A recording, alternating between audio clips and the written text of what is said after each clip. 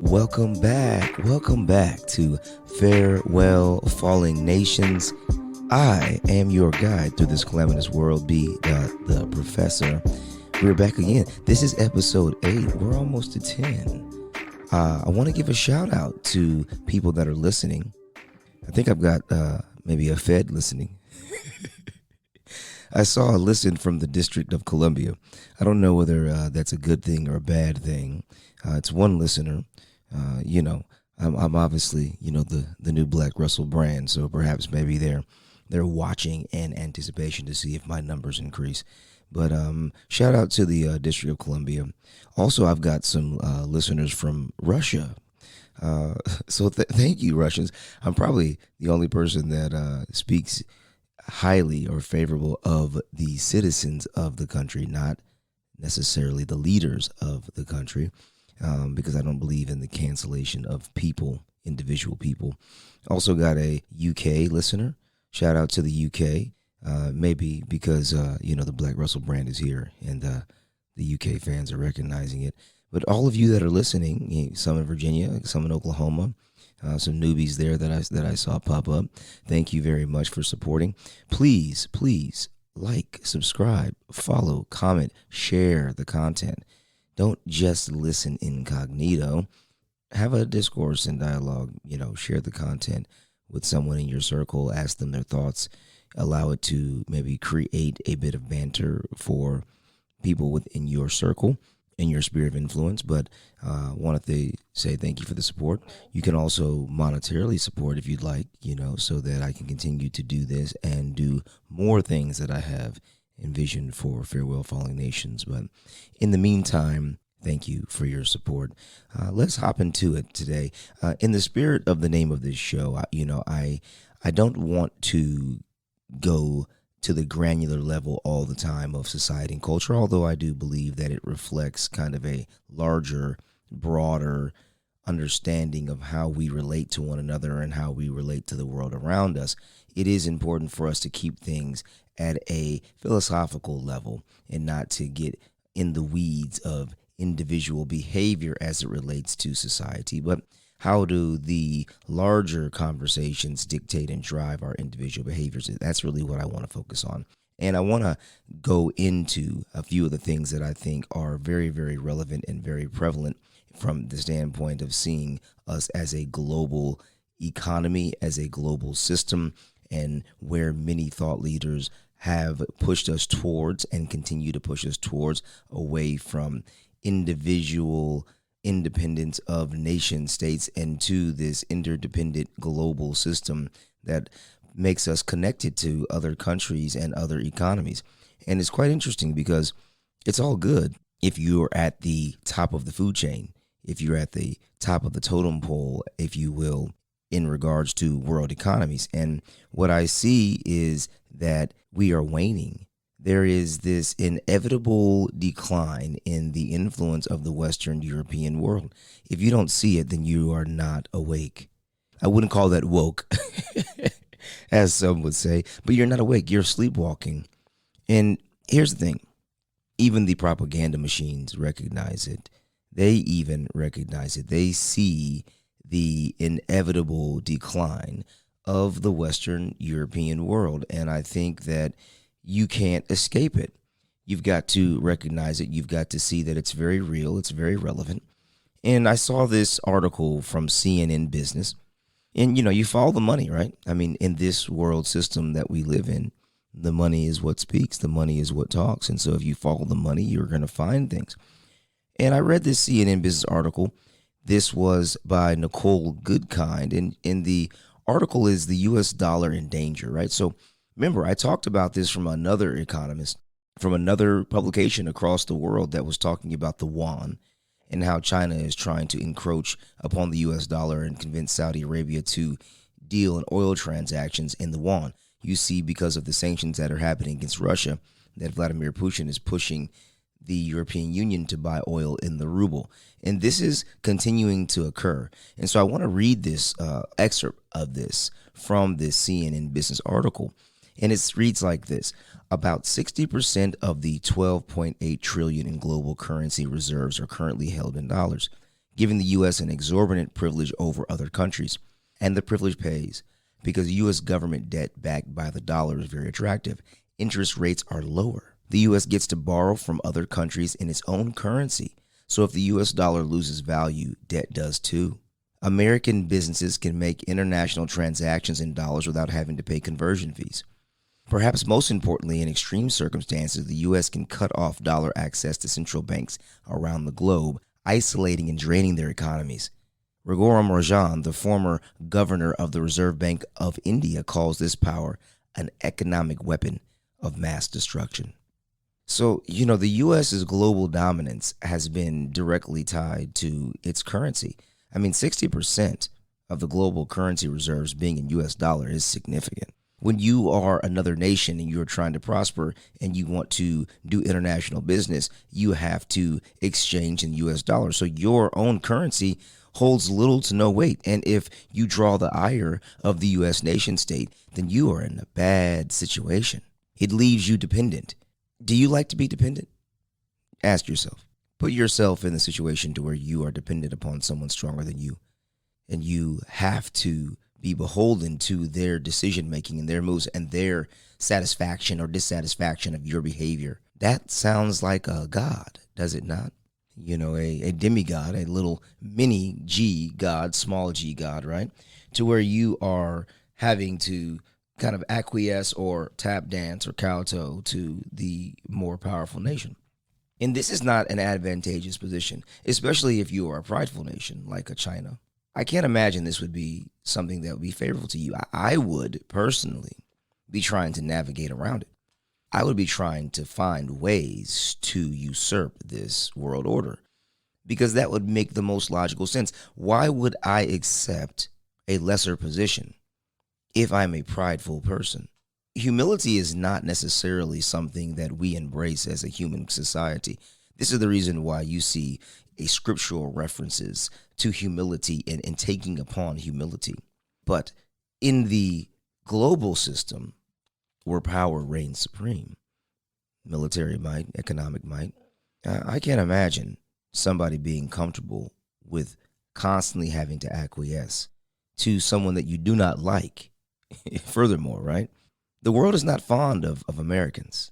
Let's just be clear. We are not the world's favorite. We are the world's favorite because we have a society where people feel like they can do whatever they want. So they come here to make as much money and amass it, but they don't necessarily embrace our culture. That's the reason why you have so many silo communities.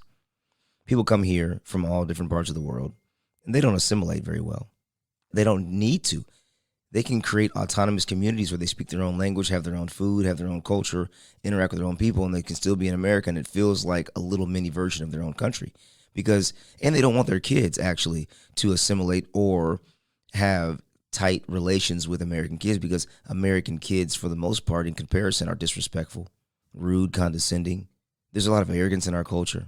And it is not necessarily compatible with a lot of other world cultures, but people like the fact that they can come here and make money, so they do that. America is the great prostitute.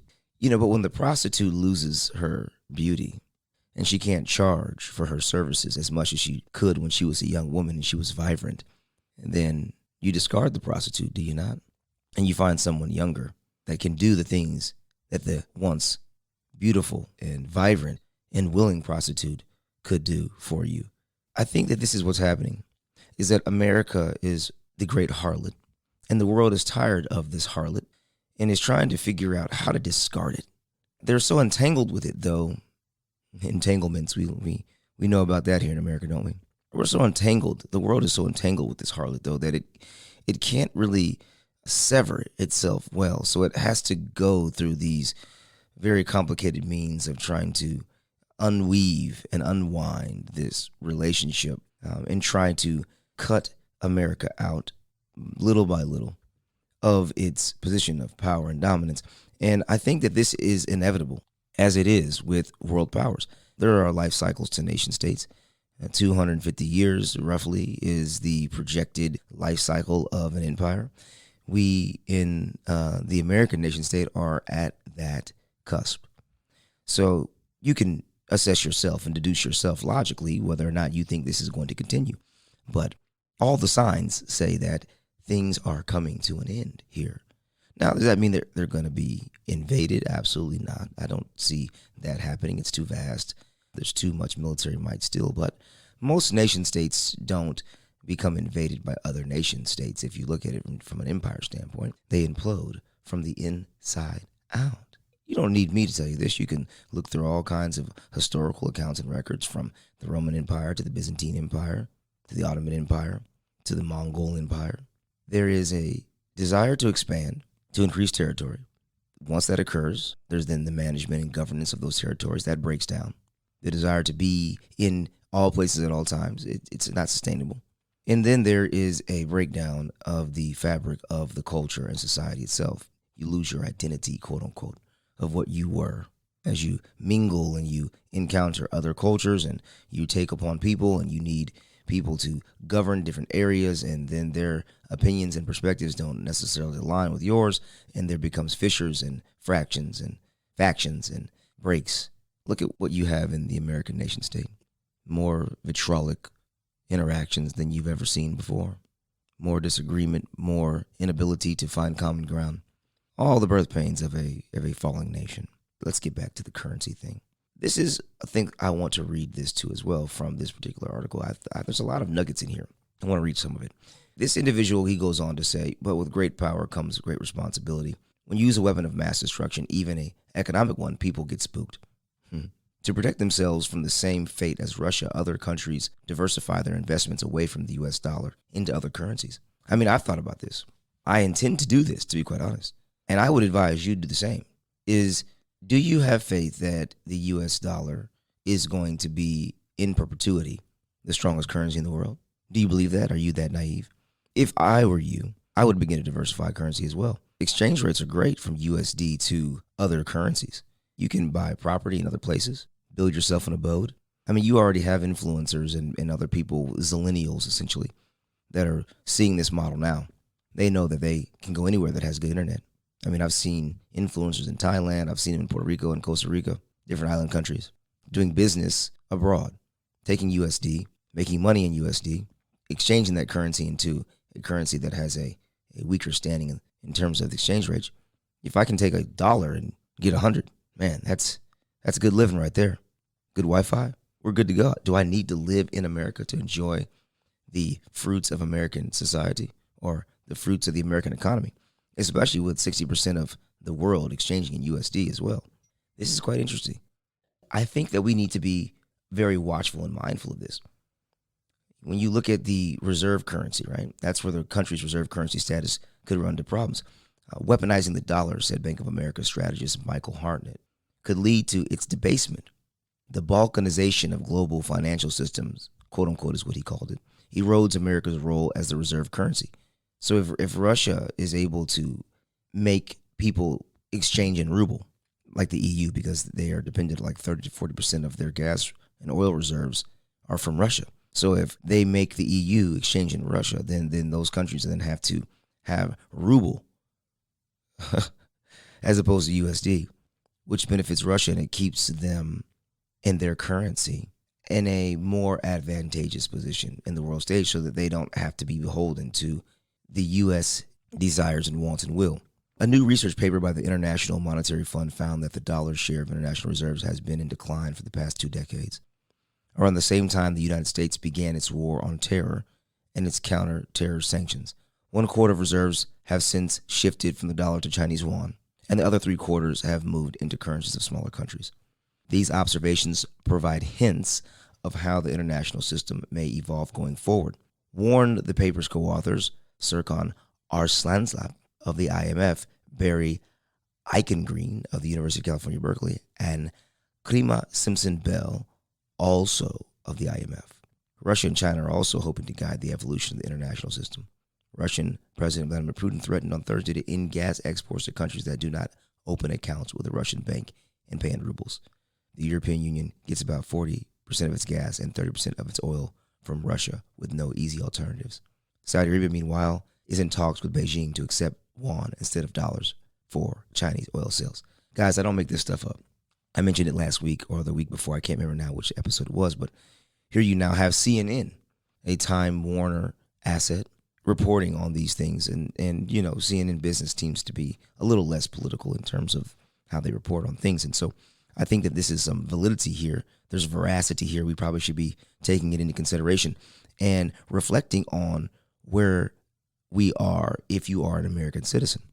If you are a part of the rest of the global economy, if I were you, I would most certainly look into diversifying your currency, because I wouldn't trust any of these nation states. I don't trust China or Russia any more than I trust the U.S. Where can we go in this world to be free of this? We can't. I mean, we're stuck. We're stuck with these greedy men who want to carve out places for themselves as if they somehow are in control. They've been given authority for a time, but that time will come to pass. So think about this when you look at it. I think that it's important. I think that it's relevant, but I want to move on. I want to talk about some other things kind of in this same vein, if you will, right? The U.S. dollar is a part of this kind of falling nation narrative that I am communicating. If you like this conversation, of course, you know what to do. Subscribe, follow, comment, please. I'm not getting enough comments. I think you guys are scared. Don't be afraid to comment. Have the courage. I don't care if you have to do it anonymous or an alias. That doesn't bother me. I know that bothers a lot of people. As long as you're not like anonymously, like, talking big talk, and running your mouth, then I'm fine with the anonymous stuff. It just looks weird when you're like anonymous and then you're like threatening people. Like, don't do that. Right? But if you want to be anonymous and have, a controversial perspective, then I think that's fine. I understand protecting your individual kind of situation, because there's so much of the scouring the internet trying to find something to cancel you.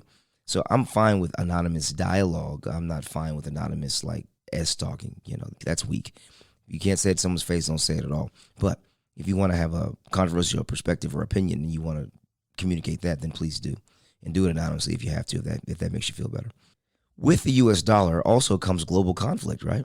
Like the writer said here, I forgot the guy's name, but he talked about it being a economic weapon of mass destruction. The Indian gentleman from the Reserve Bank, he talked about that, Raghuram Rajan.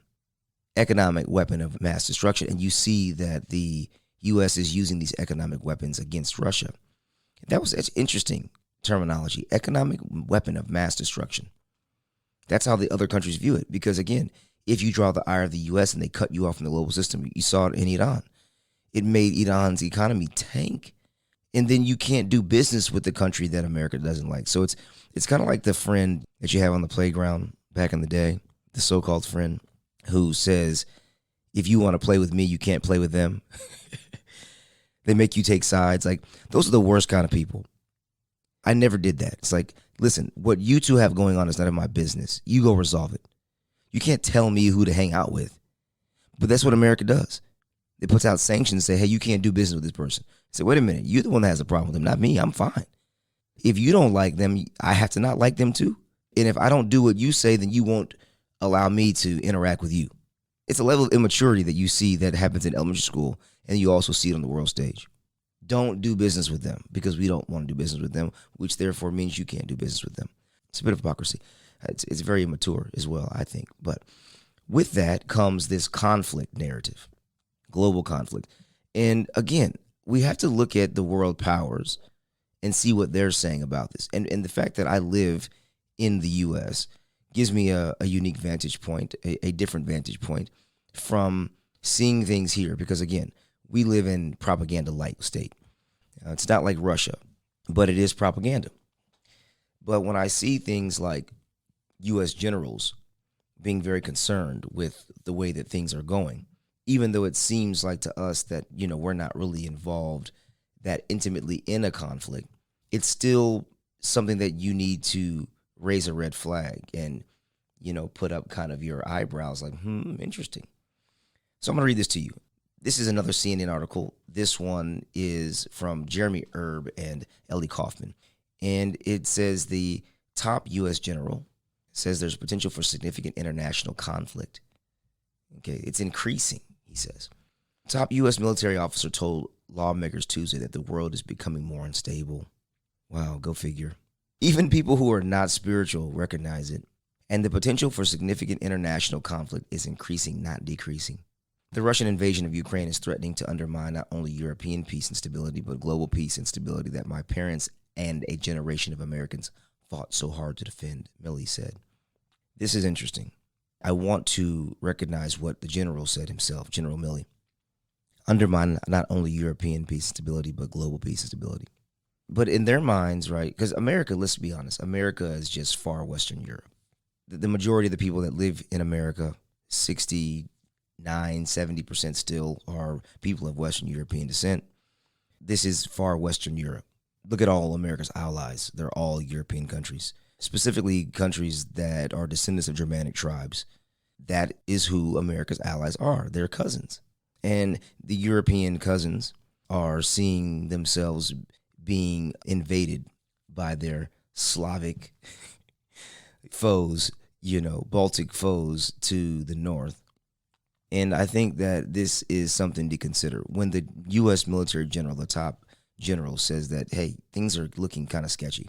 He says, we are now facing two global powers, China and Russia, each with significant military capabilities, both who intend to fundamentally change the rules-based current global order. You hear that? The current global order. Two powers wanting to shift it.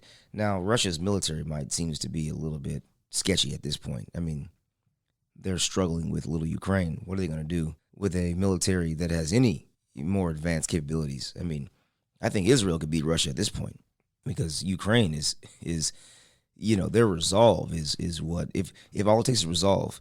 And obviously, too, from a tactical standpoint, Russia doesn't seem to be up to par. They seem to have miscalculated. Now, maybe they're going to regroup and figure it out.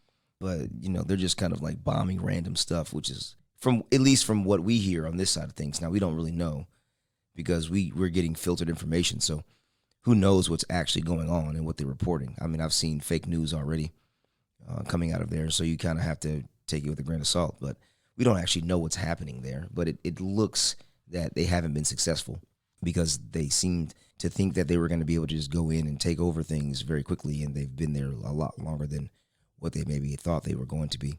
This is interesting. He added, General Milley said, we are entering a world that is becoming more unstable, and the potential for significant international conflict is increasing, not decreasing. The U.S. dollar starting to become a currency that people are wanting to shutter to gain more independence. You have world powers that want to gain more independence. They don't want to be beholden to the U.S.'s ways. They want to be separate from U.S. identity. Global order shifting. And this is from a general in the U.S. military. He believes that things are becoming unstable. What does America do? Does it wage war? Can it afford that? Does this American generation even have the stomach for that? I don't think so. I think you maybe have another countercultural revolution. This, disconnected, dystopian generation of zillennial kids, Gen Zers, they can't get their head out of their damn phone. How are they going to even fathom? They have the highest level of anxiety and depression and confusion and gender dysphoria. They can't even figure out, who they are, and they're getting pushed with all kinds of messages. How are they going to stomach a global conflict? Think about that for a second. You can't even deal with day-to-day life. How are you going to deal with global conflict? Who's going to the military these days? Ask yourself that. I mean, I've seen these young people. None of them seem like the military type to me. You get a very small percentage. I mean, perhaps maybe you're still getting, your rural recruitment. Maybe that's still high. Draftees. You gotta have not really necessarily draftees because they're not in an active conflict or war. But, recruitment among rural, I think, is still high. I can't imagine that it's high in the suburbs and the cities still. Who's going to fight? We can't send anybody overseas. We already failed in Afghanistan. That didn't work. We had to use drones, and we were killing civilians with drones, messing up there. We pulled out, and Afghanistan is no better than it was when we got there. We can't go fight in Russia. Can't go fight in Ukraine. Not going to fight another European war. That's foolishness. So what do? I mean, you just continue to use economic weapons of war? What happens when the U.S. dollar no longer has its potency? That doesn't work anymore. Unwillingness to fight, a jaded generation of people who are aloof, aging out politicians who know what they're doing, a new generation of people coming in that are more concerned with sexual identity than they are with securing themselves from an independent standpoint. I think that America is in dire straits. Very, very concerning. And to make matters worse, we have social dilemmas. Social dilemmas. We got people like Mark Zuckerberg. Man, this guy, Mark Zuckerberg. But before I get into Mark Zuckerberg, again, I want to thank you. I want to thank you for your support. I want to thank you for listening. Platforms are hard to grow, right? Because there are so many competing voices. And there's times where it's like, should I even do this? Should I even waste my time? I don't even know if I want to be here, right? Because although there are things that I'm interested in talking about, sometimes it seems a lot easier just to mold yourself into a hole and only focus on your own personal problems, right? It's the same thing that I criticize everyone else about to being awake. I'm no different. I'm prone to have the same kinds of inclinations, and yet I persist, right? Because here's the thing. Content takes money to make, so I'm coming out of pocket, and it's like, well, am I wasting my time? Like, the few people that are listening right now, is it valuable enough for me to continue? Like, can they get this particular type of dialogue somewhere else? Can they get this insight somewhere else? Or is my perspective unique enough to continue? I think about that. But also, too, it's cathartic for me because, these things I see, it kind of gets pent up. And so you want to be able to express it in a articulate and eloquent way. I want to be able to get out my thoughts and ideas without feeling like they're being suppressed. Because, again, there is a form of suppression happening in the United States of information and of thoughts and ideas and worldviews. There's a push to conform everyone to one societal norm and way of being and a way of thinking and way of doing. And it is adverse to what I know to be true. And so you wrestle with that, right? And I see other people wrestling too. Even if they don't completely agree with me ideologically on all things, I can see there's a wrestling inside of them that they're not quite comfortable.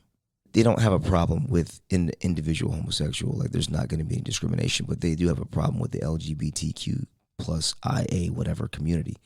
But they're afraid to say it because they feel like if they say something, they're going to be accused of being homophobic. That's what I guess makes me talk. If I bring up race relations, then I'm considered to be race baiting or a racist. Either way, either one. If I'm confused, like I have white friends that are just genuinely ignorant. They just don't know a damn thing about black people. They don't understand.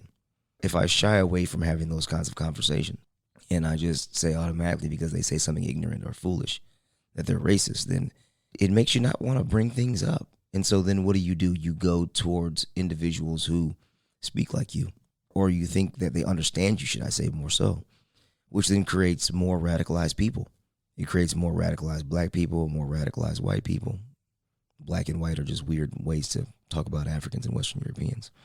Just some thoughts that I had real quick, being vulnerable here with you guys on this platform. Hope that you appreciate it.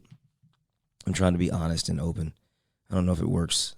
And if you like it, then I guess you'll respond. If you don't, then I guess you won't. But I'm going to continue to try to just be honest and tell the truth. That's really what's most important to me. I can't do anything else other than that. But let's talk about this guy, man. This guy, Zuckerberg, who everyone seems to have a problem with. It's weird. No one likes Mark Zuckerberg. Ask yourself, do you like Mark Zuckerberg? What do you think about him? The people around you, do they like Mark Zuckerberg? Pause for a second. Why don't we like Mark Zuckerberg? There's something about him, isn't there? Something that just seems off. He's like that kid that you used to go to school with that was like weird and smug and too smart all at the same time. He was like nerdy, smug, smart ass all at the same time. And he just came across like he knew more than you. And he was smarter than you, but yet he was unimpressive. That's how I feel about Mark Zuckerberg. I don't feel impressed by him because money making in itself doesn't impress me. I guess it is impressive from this standpoint that he's been able to bamboozle an entire generation to follow him into nowhere. The metaverse is nowhere. If you're in the metaverse, why? There are businesses going into the metaverse. There are churches going into the metaverse to have church. You want people to put on an Oculus and worship the Lord inside of a fake reality that Mark Zuckerberg controls. That doesn't sound sketchy to you? I have a hard time with this. The metaverse is a strange thing. We already have people that are addicted to the devices. I mean, people's screen time is getting nuts. I mean, 6 to 8 hours a day. Screen time, logged screen time on their device. Imagine having a headset on 4, 6, 8 hours a day. Think about that for a second. 6, 8 hours a day, you're making money in the metaverse. You're walking around with your avatar self. We are already in avatars. You don't realize that? We are already in sophisticated avatars. This body is an avatar. Think about it. You wake up, you do things, you walk around, you have a sentient mind, a consciousness. You interact with the world around you. You touch, taste, feel, smell, hear, see. If you have all 5 senses. If you don't, then you use the other ones that you do have left. And then your hardware needs to be recharged, refueled, and then it shuts down. It goes into sleep mode. You guys don't realize that we are literally mimicking CPUs after our own bodies. We go to sleep for 8 hours. We literally have to shut down our hardware, and then our software reboots. That's why when you wake up in the morning, you say things like, I feel rejuvenated. I feel revitalized. It can be affected with disease like malware, viruses. We have to clear our cache and our cookies at the end of the day. If you're wise, you will, because you'll have too much data stored up in your mind that becomes to be confusing, and it slows down your CPU. That's why meditation and prayer is important. For those of you that understand the importance of that, for you atheistic thinking people that don't believe that we have a soul, then, you foolishly don't understand the complexities of those things. But we are already walking around an avatar, and Mark Zuckerberg wants to create another avatar for our avatar. So you want to transport your consciousness from one avatar, a tangible avatar that walks around in Earth realm, into a digital avatar. So now my physical, real avatar is lying dormant so that I can walk around in a digital avatar. That is weird. And no one is revolting. No one likes Mark Zuckerberg, but no one is revolting. No one is revolting. Everyone is just accepting this as fact. The rest of the world, though, the vast majority of it, is not in the metaverse. This is a Western European nation problem. And I know that it is because you can even see strategically and tactically what Mark Zuckerberg is doing with his new meta company. Let me read some of this to you. Mark Zuckerberg, the founder and chief executive of the company formerly known as Facebook, has upended his company ever since he announced in October that he was betting on the so-called metaverse. Under this idea, his firm, newly renamed Meta, would introduce people to shared virtual worlds and experiences across different software and hardware platforms. Software and hardware. We already have hardware and software. We already have this. Since then, Meta has pursued a sweeping transformation, current and former employees said. It has created thousands of new jobs in the labs that make hardware and software for the metaverse. Managers have urged employees who worked on social networking products to apply for those augmented reality and virtual reality roles. The company has poached metaverse engineers from rivals including Microsoft and Apple, and it has officially rebranded some products like its Oculus virtual reality headsets with the Meta name. Internal recruitment for the metaverse ramped up later this year, 3 Meta engineers said, with their managers mentioning job openings on metaverse-related teams in December and January. Others who didn't get on board with the new missions left. One former employee said that he resigned after feeling like his work on Instagram would no longer be of value to the company. Another said they did not think Meta was best placed for creating the metaverse and was searching for a job at a competitor. Of the more than 3,000 open jobs listed on Meta's website, more than 24% are now for roles in augmented or virtual reality. The jobs are in cities including, listen, Seattle, Shanghai, and Zurich. Interesting. Seattle, Shanghai, and Zurich, the epicenters of the global system. In October, the company said it would create 10,000 metaverse-related jobs in the European Union over the next 5 years. The same month, Zuckerberg announced he was changing Facebook's name to Meta and pledged billions of dollars to that effect. Reality Labs is now at the forefront of the company's shift to the metaverse, employees said. One of the companies that Mark Zuckerberg works with, and so I think he probably scooped up. Workers in products, engineering, and research have been encouraged to apply to new roles there, while others have been elevated from their jobs in social networking divisions to lead the same functions with a metaverse emphasis.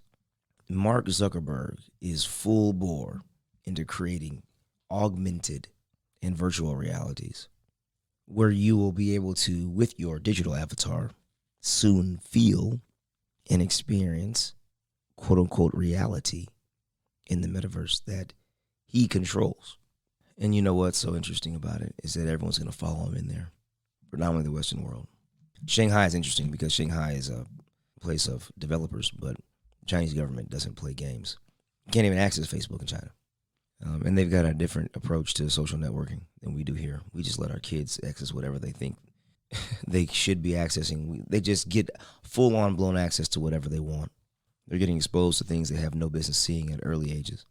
And now you're going to give them a headset to spend hours walking around a fake reality as if it's real, and then having ways to make money in that reality, which means that then you'll make a living from living in a fake place, which means that you won't be interacting in the world, which means that people that are interacting in the world that are wise or can begin to just do whatever they want. You think about that.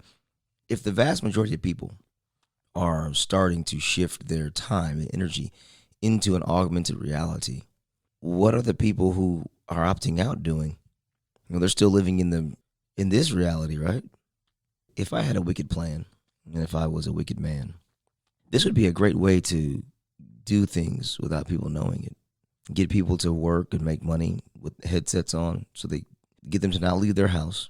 You work from home. You put a headset on. You spend 6. Not only do you work in the metaverse, then you entertain yourself there. You don't need to leave. You get Amazon delivered to you, your groceries to you, all your supplies delivered to you. You don't need to go out. You just stay in the house. If I can even get 20, 30% of the society to live like that, man, imagine what I can do out in the real world. I could scoop up all kind of land, real estate. You could do all kind of things because people would be disconnected from reality. Augmented reality would not be the reality. We don't seem to have a problem with this. This is strange. I would be concerned. I am concerned. I don't know if you're concerned or not, but you should be. You should be concerned for this next generation. If you have a child and you're listening and your child is, between the ages of 5 and 18 and they're still in your house and you're not monitoring their digital consumption, you are a very unwise parent. I hate to say this to you, but you're honestly being very foolish. You're being naive. You have the authority and the right to pull back and teach your children something that's going to be beneficial for them.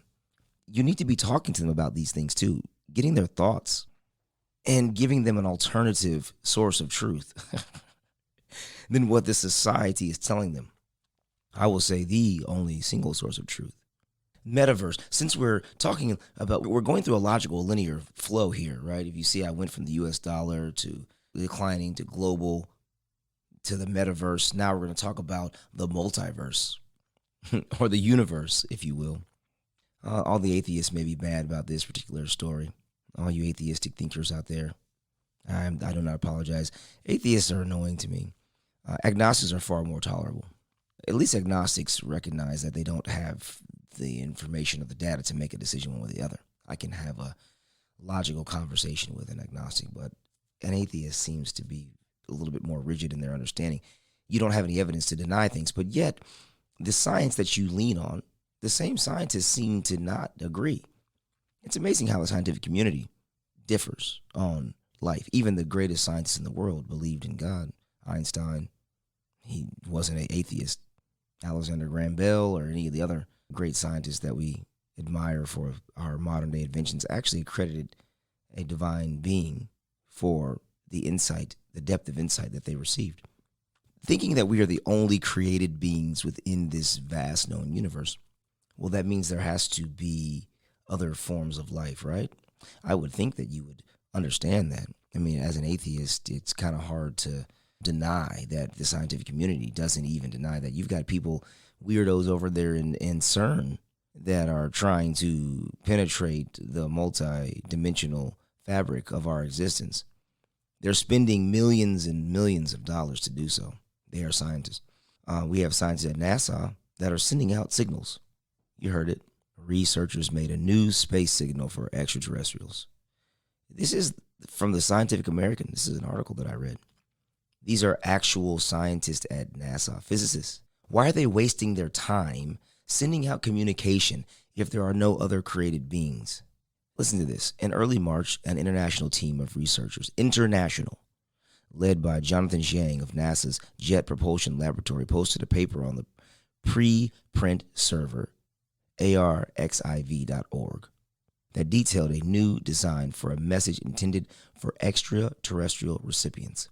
The 13-page epistle, referred to as the Beacon in the Galaxy, is meant to be a basic introduction to mathematics, chemistry, and biology that draws heavily on the design of the Arecibo message and other past attempts at contacting extraterrestrials.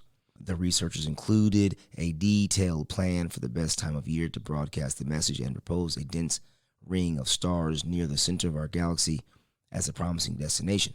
Importantly, the transmission also featured a freshly designed return address that will help any alien listeners pinpoint our location in the galaxy so they can hopefully kick off an interstellar conversation. And this is from Zhang. The motivation for the design was to deliver the maximum amount of information about our society and the human species in the minimal amount of message, Zhang says. With improvements in digital technology, we can do much better than the Arecibo message in 1974.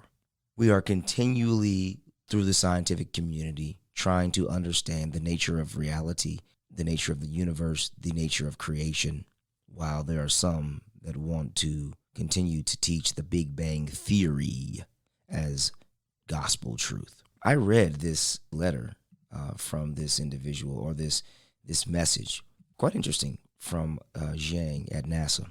At NASA, is NASA not funded by the government? Why are we so consumed with space in communicating with beings outside of it? Because we intrinsically know that we are not the only created beings. We know that. We are not the only sentient beings. It's only a fool who would deny that. This reality is one of many realities. Augmented reality is fake, fictional. There are other realms of existence.